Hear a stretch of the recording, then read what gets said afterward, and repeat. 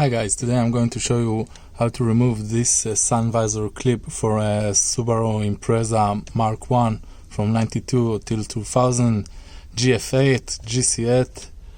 Let's go. So you can see there's no bolts in this clip, so what you have is those two small holes on each side.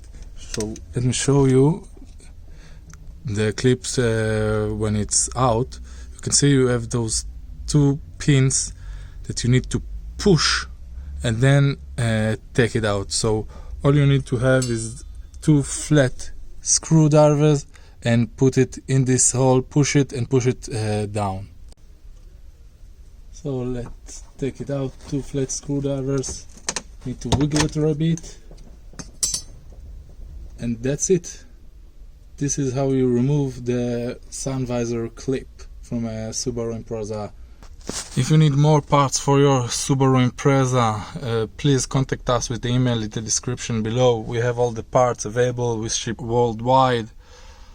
Thank you very much.